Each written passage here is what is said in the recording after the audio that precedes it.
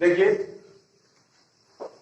इसके पहले passive voice अनुवाद का 4 वीडियो बनाया गया है और पैसिव वॉइस अनुवाद में ये 5वां वीडियो है।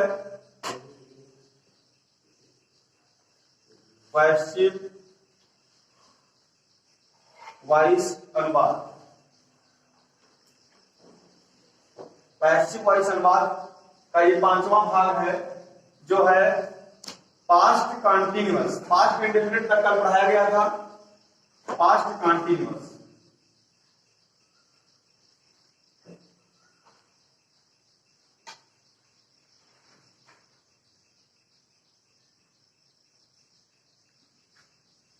Past continuous. अच्छा, सभी छात्र को पता होगा पास्ट कॉन्टिन्यूअस का पहचान क्या है, कोई दिक्कत तो नहीं है ना। पास्ट कॉन्टिन्यूअस का पहचान रहा था, रही थी, रहे थे, यही तो है कि और कोई है कुछ। पास्ट कॉन्टिन्यूअस की पहचान क्या है भैया? था, थी, आ गया तो क्या है पास्ट, और कॉन्टिन्यूअस का क्या है? रहा, रही, रहे, यानी रहा था आ गया पास्ट कॉन्टिन्यूअस है, कोई दिक्कत। लेकिन रहा था, रही थी, रहे थे, आया तो पास्ट कॉन्टिन्यूअस है, लेकिन वो एक्टिव वॉइस होगा। पैसिव वॉइस कब होगा?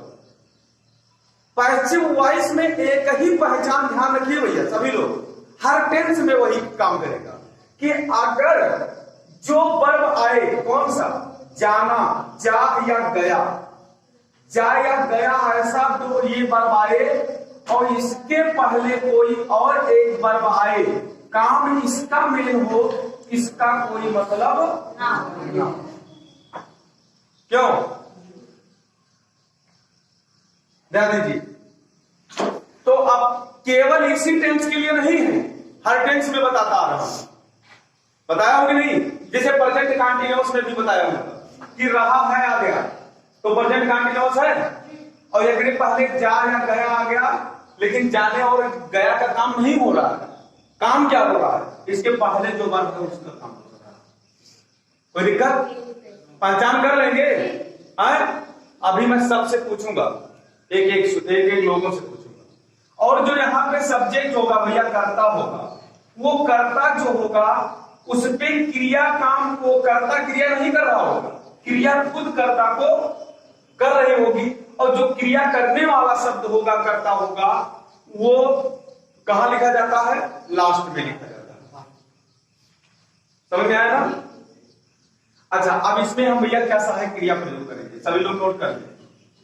सहायक क्रिया, सहायक क्रिया इसका होगा वाज वर। वाज या वर में से कोई एक लगेगा भैया। अच्छा, पास्ट इंडेफिनिट में क्या लगता है? पैसिव वॉइस अनुवाद। हम पैसिव वॉइस अनुवाद का पूछ रहे हैं। पास्ट इंडेफिनिट में, पास्ट इंडेफिनिट अगर एक्टिव वॉइस है तो B2 लगता है, वर्ब की दूसरी अवस्था लगती है। लेकिन अगर पैसिव वॉइस है तो वाज या वर लगता है पैसिव वॉइस अनुवाद में। अभी मैंने थोड़ी देर पहले बताया है ना। और प्रेजेंट इंडेफिनिट में अगर पैसिव वॉइस है तो इजेमार लगता है, और एक्टिव वॉइस है तो यस या यस क्रिया में जुड़ता है। ठीक। अच्छा, अब यहां पे आ जाइए।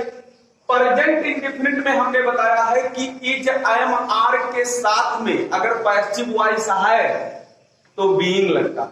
क्या लगता है? अगर पैसिव वॉइस अनुवाद है तो बीइंग लगेगा, और क्रिया की तीसरी अवस्था तो सब में लगती है पैसिव वॉइस अनुवाद। और अब भैया अब यहां पे देख लीजिए, पास्ट कॉन्टिन्यूअस में क्या होगा? तो जो यहां वहां पे इज, एम, आर के साथ बीइंग लगता है तो यहां भी बीइंग लगेगा।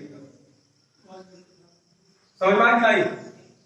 प्लस बी, वाज या वर में से कोई एक लगेगा और प्लस बीइंग लगेगा। जैसे प्रेजेंट इंडेफिनिट में is, am, are plus being बताया गया है, वैसे पास्ट कॉन्टिन्यूअस में is, am, was, were plus being होगा। यानी प्रेजेंट कॉन्टिन्यूअस में was, is, am, are plus being, और पास्ट कॉन्टिन्यूअस में वाज, वर प्लस बीइंग। समझ में नहीं? अच्छा, अब B3 तो सब में लगेगा ना। सूत्र क्या है इसका देखिए,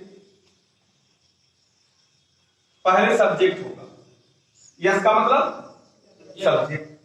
उसके बाद में भैया वाज या वर में से कोई एक लगेगा, वाज या वर में से कोई एक लगेगा। उसके बाद में भैया क्या लगेगा, B3 लगेगा। क्या लगेगा, B3 का मतलब समझ रहे हैं ना सभी लोग, वर्ब की तीसरी अवस्था।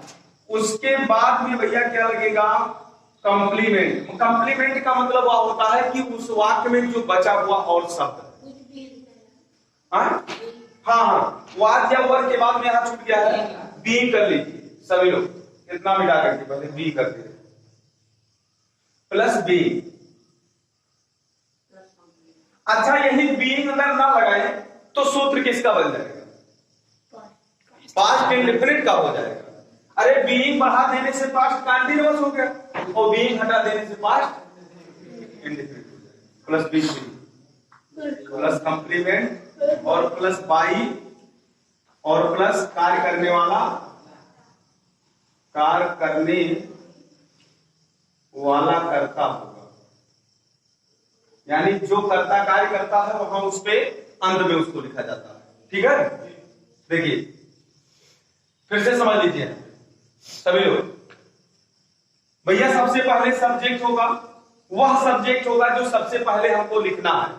कर्म हो यानी ऑब्जेक्ट होगा, लेकिन उसको सब्जेक्ट के रूप में लिखना है। उसके बाद या वाज या वर में से एक लगाएंगे। अब भैया अगर यहां क्या लगाएंगे, कंटीन्यूअस है तो बीइंग लगाएंगे।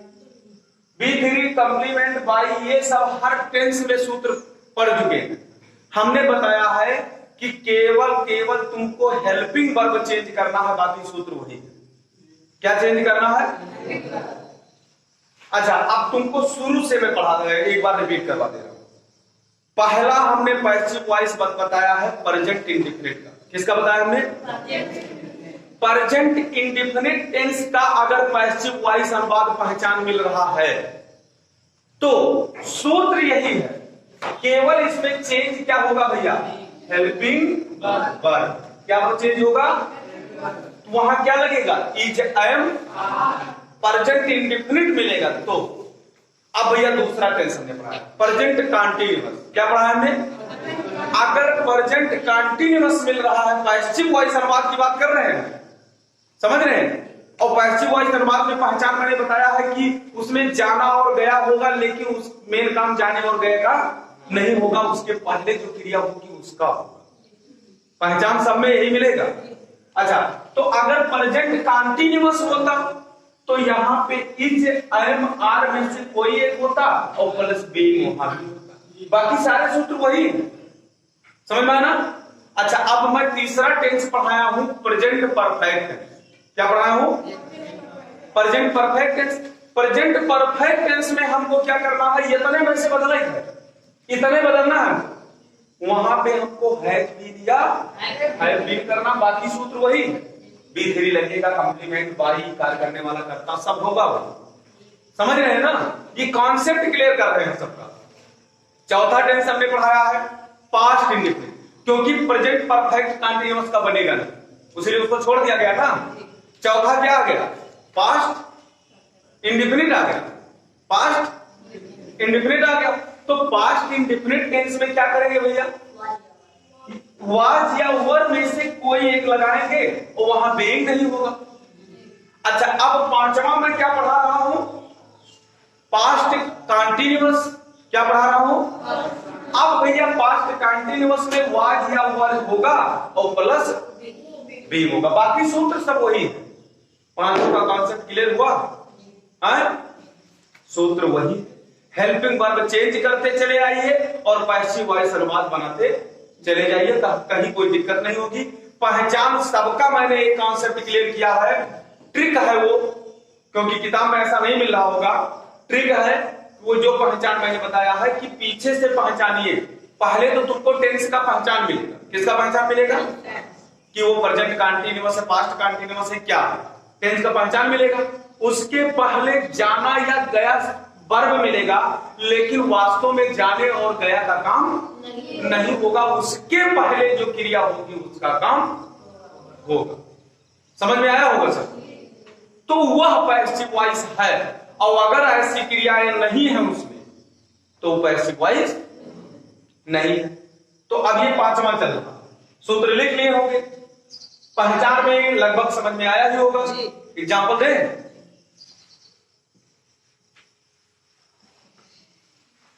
और अगर किसी को कहीं ना समझ में आए तो तुरंत पूछें, और नहीं तो फिर मैं अभी पूछने वाला हूं। देखिए, जैसे कह दिया जाए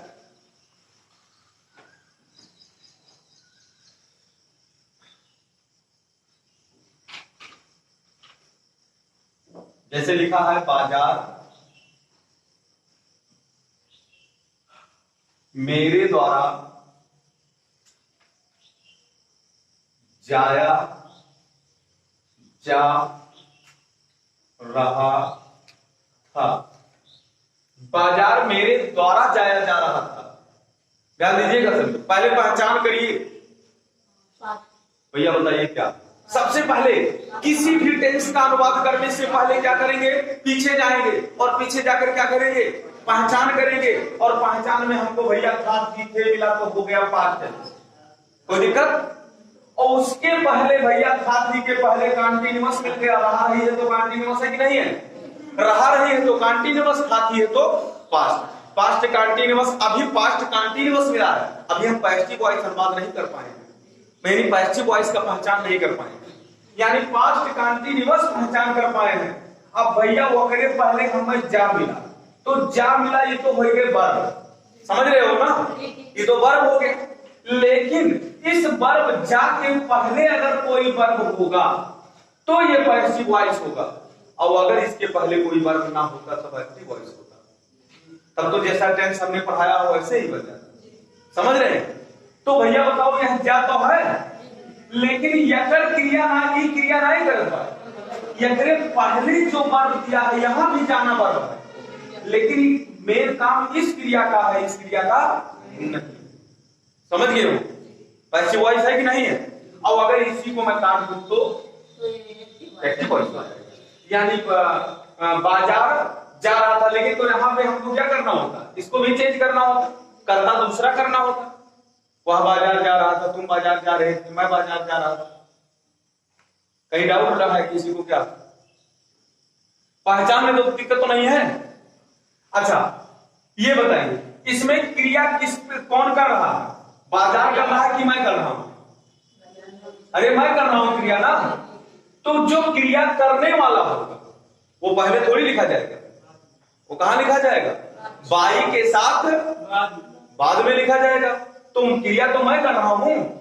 अच्छा इसमें क्रिया हो किस पे रही है, बाजार पे, तो यही तो पहले लिखा जाएगा। क्रिया जिस पे हो रही है वही पहले लिखा जाएगा। तो पहले लिखिए मार्केट, मार्केट वाज बीइंग, समझ रहा ना, मार्केट वाज बीइंग, और भैया तीसरी अवस्था गॉन हो जाएगा। अच्छा वो की तीसरी अवस्था क्या होती है, गॉन। और भैया कहां कंप्लीमेंट है, कुछ नहीं है। अब केवल बचा है द्वारा, द्वारा की अंग्रेजी क्या होता है, बाई, ठीक। और मेरे की अंग्रेजी मी होता है, माई होता, लेकिन ऑब्जेक्टिव रूप लिखना है, बाई मी, कोई दिक्कत। Market was being gone by me, समझ में आया होगा। अच्छा अगर भैया यही निगेटिव होता, बाजार मेरे द्वारा नहीं जाया जा रहा था, अगर नेगेटिव होता तो इसी वाज के बाद क्या करते, तब बीइंग लगाते, यानी वाज के वर्ग जो लगाएंगे उसी के बाद क्या लगा देंगे, नॉट, कोई दिक्कत। अच्छा भैया अगर यहां पे मैं आगे क्या करूं, तो ये क्या हो गया, इंट्रोगेटिव हो गया ना। अब इंट्रोगेटिव हो जाने पर क्या करते हैं, एक कॉन्सेप्ट अपने मन में रखिए, अगर इंट्रोगेटिव हो जाता है तो मैं हेल्पिंग वर्ब को पकड़कर बाहर खींच लाता हूं, यानी यहां पे हेल्पिंग वर्ब वाज है, बीइंग नहीं लाएंगे, केवल क्या लाएंगे, बस इसी वाज को क्या कर देंगे, आगे कर देंगे, बस हो गया। और अगर यही क्या बीच में कहीं मिल गया तो वाज को तो बाहर लाएंगे, लेकिन उसकी अंग्रेजी भी बाहर लाएंगे। अब तो समझ में आया होगा, ये नहीं समझ में आता आएगा। अगर इंट्रोगेटिव पहले है तो उसकी अंग्रेजी कहां लिखी जाती है, पहले। और अगर उसका इंट्रोगेटिव बीच में है तो उसकी अंग्रेजी लिखी जाती है ना, ये तो मैंने टेंस में ही पढ़ाया, समझ में आया कि नहीं? तो इंट्रोगेटिव नेगेटिव भी ऐसे बनेगा, वाज या वर बाहर करिए इंट्रोगेटिव, वाज या वर के बाद नॉट लगाइए निगेटिव, और पैसिव वॉइस अनुवाद है। इसके आगे अभी हमें 6वां नेक्स्ट वीक।